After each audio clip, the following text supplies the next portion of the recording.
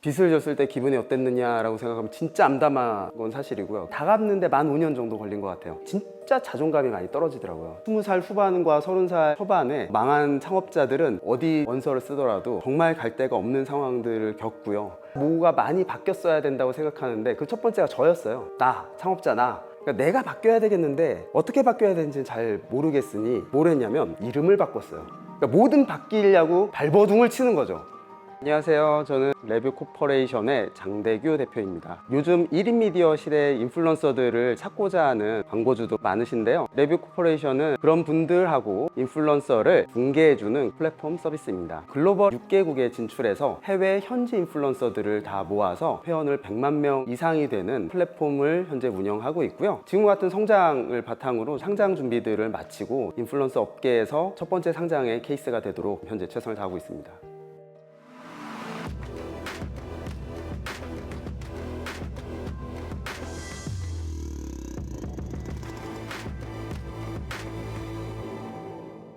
대학교 3학년 때 2002년에 첫 창업을 했었고요. 예전에 인터넷 초기 단계에서 있었던 위젯이라는 게 있었습니다. 일종의 유틸리티죠. 윈도우 기반에서 여러 가지 기능들, 특히 검색이나 이런 기능들을 가장 빠르게 꺼내서 바로 검색을 하거나 원하는 콘텐츠를 끄집어내는 위젯들을 만들어 보는 거였어요. 이것을 가지고 한번 창업경진대회에 나가보자. 나갔다가 수상을 굉장히 많이 하게 됐었습니다. 그런 자신감을 가지고 창업을 했었고요. 20만까지 다운로드 시켰었죠. 위젯 어플리케이션은 20만은 굉장히 많은 케이스에 속했었는데요. 그게 거기서 수익이 나오지가 않더라고요. 아이디어가 있고 누구나 쓸 것 같은 생각이 들어서 만들면 대박이야 라고 하고 특허도 출원하고 뭐 등록도 하고 했었지만 그 당시엔 어플리케이션에 돈을 지불하려고 하지 않았어요. 어플리케이션 다 무료로 썼거든요. 20만 원을 다운로드 받아도 돈이 만들어지지 않더라 라는 이제 절망을 느꼈죠. 그리고 나서는 살아남기 위해서 용역을 또 한 1, 2년 했던 거죠. 어느 순간 저희는 메인 사업이 아닌 용역을 하면서 살고 있는 모습을 보면서 5년 차에는 더 이상 이렇게 사업을 해서는 안 되겠다라고 해서 창업 멤버들이 떠나는 상황에서 사업을 접게 됐었습니다.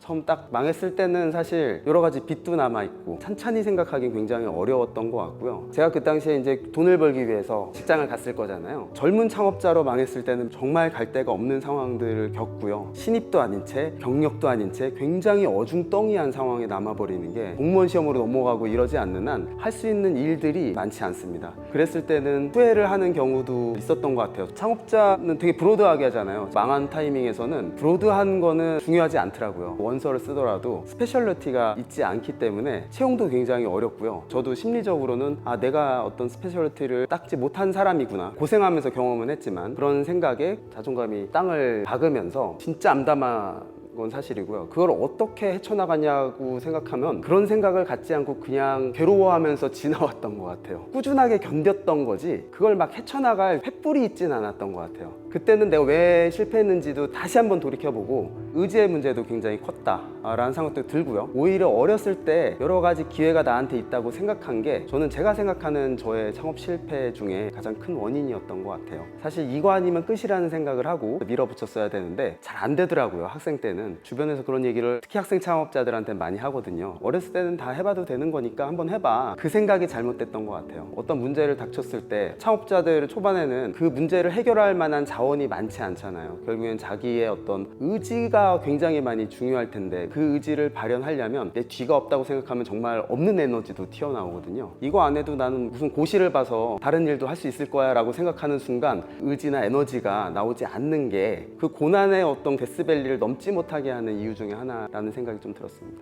그런 것들을 되돌이키는 것도 되돌이키는 거지만 진짜 뭐가 많이 바뀌었어야 된다고 생각하는데 그 첫 번째가 저였어요. 나, 창업자 나. 그 실패 보는 건 내가 만들었으니까 내가 바뀌지 않는 한 다음 사업을 해도 똑같겠구나라는 생각이 들어서 되게 유치한 짓들을 했습니다. 뭘 했냐면 이름을 바꿨어요.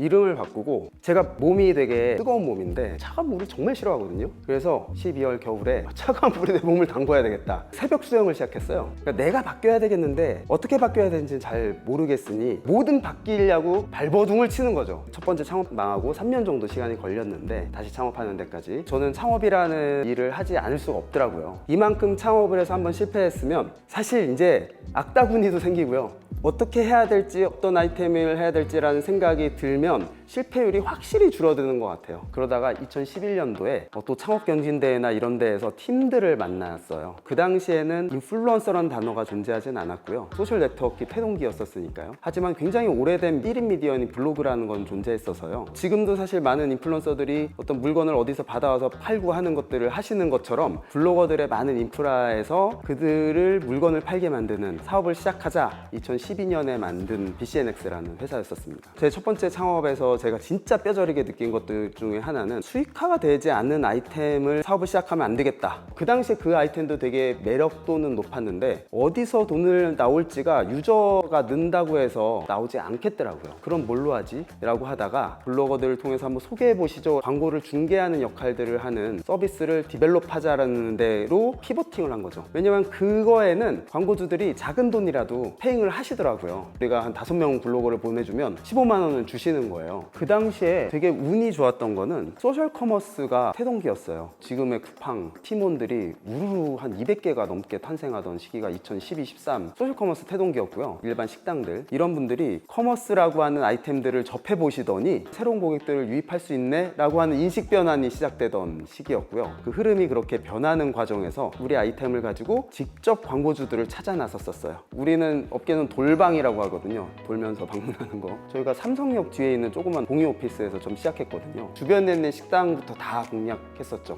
돌방을 하면 굉장히 많이 거절당하죠. 사실 잡상인 취급도 많이 받고요. 운전박대 시간이 한 3, 4년까지는 있었죠. 초기에 제일 많이 겪었던 거는 강남 맛집 이런 거 쳤을 때 제일 위에 올라오니? 뭐 이런 거였고, 실제 체험하는 인플루언서들을 베이스로 직접 경험한 진정성 있는 컨텐츠, 이런 컨텐츠들 가치보다는 프로그램으로 막 조작하는 회사가 완전히 만연하던 되게 그레이 시장이었어요. 너네한테 10만 원 줄 필요 있나? 그렇게 강제로 하는 프로그램 회사한테 150만 원 주는 게 맞는데? 뭐 이런 시장이었죠. 그러다 보니까 안 되는 거예요, 영업이 잘. 우리는 하물며 이건 스폰서들을 받은 컨텐츠라는 것도 밝히는 애들이었어요. 그러니까 광고주는 더 뭐라고? 이거 왜 밝혀야 돼? 내가 굉장히 저항이 심했었고요. 그래서 그거를 뚫고 나가는 시간이 정말 오래 걸렸던 것 같아요. 그것까지 극복해서 만들어 보면 놀랍게도 효과가 있었습니다. 그런 컨텐츠를 쌓아보니까 장사의 고객이 느는 걸 실제 체감하시는 거예요. 가게 매출도 오르고 이 순환들을 발견하면서 우리 클라이언트가 또 우리를 쓰시더라고요. 그래서 첫 해부터 거의 60% 이상씩 성장했던 것 같아요. 그 인플루언서를 모으는 공고문을 캠페인이라고 부르는데요. 보통 한 공고문에는 10명 정도 인플루언서를 모아요. 캠페인 100개에서 2000개까지가 월간 3년 정도 걸렸던 것 같아요. 그 캠페인이 현재 한 18,000개 정도 굉장히 급속도로 성장을 해왔고요. 블로거들만 쓰는 것보다는 인스타그램에서 트래픽 많은 사람, 유튜브에서 트래픽 많은 사람 다 모아서 플랫폼을 현재 운영하고 있고요. 국내 시장은 우리가 이렇게 꾸준히 키우면 되겠다. 그런데 그 다음 성장 동력 어디지? 하고 동남아시아를 한번 쭉 돌아봤어요. 저희가 16년부터 준비해서 2018년도에 태국을 처음 오픈해가게 됐어요.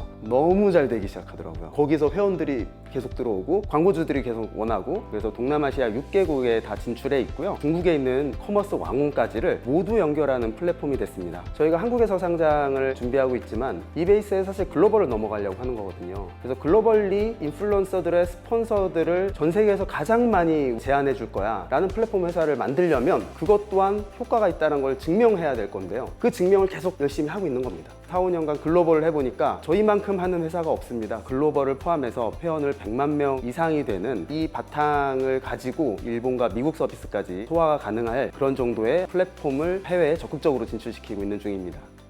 사실 손쉽게 돈 벌려고 하면 조용조용하게 그레이 영역에서 돈을 벌 수 있는 것 같아요. 대표적인 거는 바이럴 마케팅이라고 해서 되게 그레이 영역에 있는 어떤 광고 상품으로도 많이 보셨던 것 같은데요. 그런데 회사를 글로벌 회사로 한번 만들어 보겠다, 이 시장이 표준이 되어 보겠다라고 생각하는 순간 이렇게 규칙 없는 방식은 우리 사업을 규모화하는 데 있어서 무조건 저해가 될 거라는 생각이 들더라고요. 남을 속이는 일이니까요. 기본적으로 숨어서 하는 사업이 언제까지 커지겠어요? 2020년이었죠. 그때 뒷광고 사건이 굉장히 크면서 명확한 인식의 전환이 있었던 사건이, 저희는 오히려 그때 그런 것들을 8년 이상 꾸준히 우리는 지켜왔었기 때문에 이 규칙은 우리가 지키고 우리가 시장을 선도해보자 라는 생각을 하게 됐었고요. 그 모습에서 충분히 이 산업에서 우리가 리딩할 수 있는 회사가 되겠구나 라고 하는 자신감이 생기고 그 다음 단계의 미션들로 가는 것 같습니다. 이 시장이 생각보다 아직 초기입니다. 1인 미디어들이 그냥 B급 콘텐츠라도 공감대를 끌어내는 끌어내고 어떤 신뢰가 구축됐을 때 그 구축에서 나오는 팔로우십, 그리고 그 팔로우십에서 나오는 컨텐츠 영향력, 이게 줄어드는 방향으로는 갈 것 같지 않습니다. 이 선순환 구조로 들어오니 저희한테 의뢰하는 클라이언트도 가장 많이 생기고 인플루언서들한테 이만한 일거리를 가지고 있는 회사가 됐거든요. 그래서 이 선순환 플라이휠을 사실 더 크게 굴리는 것들을 열심히 노력하고 있는 중이고요. 시장은 계속 커질 거니까 이 안에서 우리가 새로운 국가든 아니면 우리가 접근하지 않았던 어떤 매크로 시장이든 하나씩 얹어나가면서 충분히 플랫폼으로서 글로벌 플랫폼을 만들어보는 회사가 될 수 있을 거라는 좀 자신감이 들고 있습니다.